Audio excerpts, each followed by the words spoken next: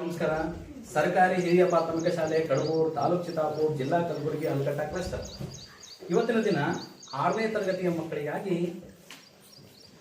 ನೆಲವಾಸಿಗಳು, ಜಲವಾಸಿಗಳು ಮತ್ತು ಉಭಯವಾಸಿಗಳ ಪ್ರಾಣಿಗಳು ಏನಪ್ಪಾ ಅಂತಂದ್ರೆ ಒಂದು ಪುಟ್ಟ ಒಂದು ಚಟುವಟಿಕೆಯನ್ನ ಹಮ್ಮಿಕೊಂಡಿದ್ದೀನಿ.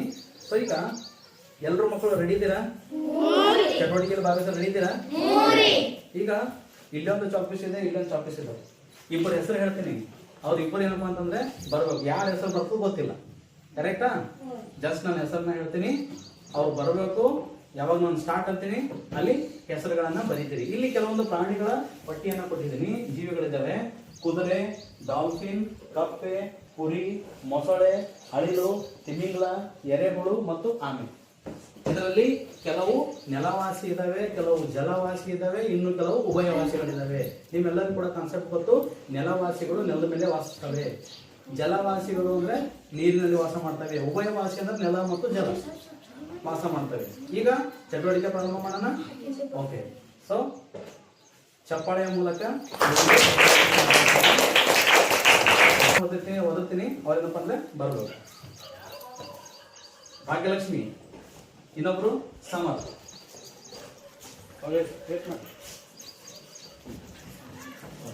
Start.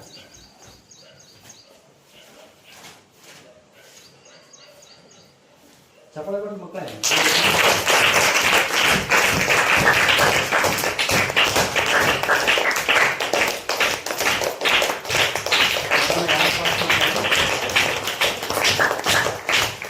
Bhagyalakshmi, Samarth.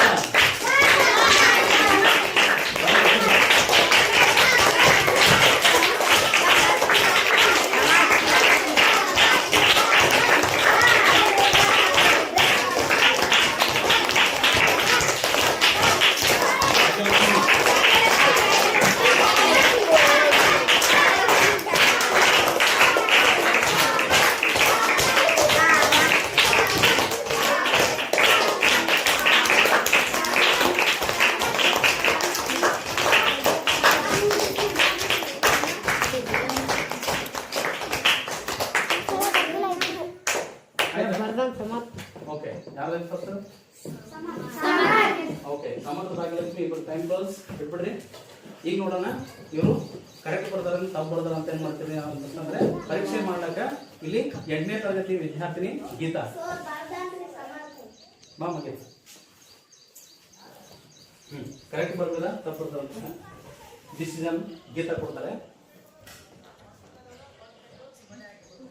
Okay, A ಅಂತಂದ್ರೆ ಜಲವಾಸಿ, ಡಾಲ್ಫಿನ್, ತಿಮಿಂಗ್ಲ. ಕರೆಕ್ಟ್ ಅಮ್ಮ? ಕರೆಕ್ಟ್ ಅಮ್ಮ. ಈ ಕಡೆ ಬಾ, ನೆಲವಾಸಿ ಹೇಳಿದ್ರಿ. ಕುದುರೆ, ಎರೆಹುಳ, ಕುರಿ, ಅಳಿಲು. ಸರಿಯಾಗಿದೆ? ಓಕೆ, ಕರೆಕ್ಟ್ ಆಗಿದೆ. ಮತ್ತೆ ಉಭಯವಾಸಿಗಳಾದಾಗ ಕಪ್ಪೆ, ಇನ್ನೊಂದಿತ್ತು ಮೊಸಳೆ ಬರ್ದಿಲ್ಲ. ಭಾಗ್ಯಲಕ್ಷ್ಮಿ ಮೊಸಳೆ ಬರ್ದಿಲ್ಲ. ಆ ಕಡೆ ಸಮರ್ಥ ನೋಡು.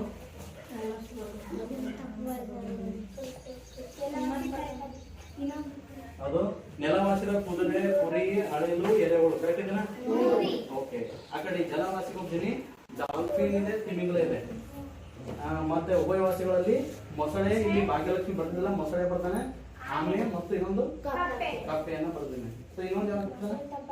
ಹೌದು, ಓಕೆ, ಇದು ಪರವಾಗಿಲ್ಲ. ಸೊ ಉಭಯವಾಸಿ. ಸೊ ಆಲ್ಮೋಸ್ಟ್ ಅಂದ್ರೆ ಯಾರ್ದು ಕರೆಕ್ಟ್?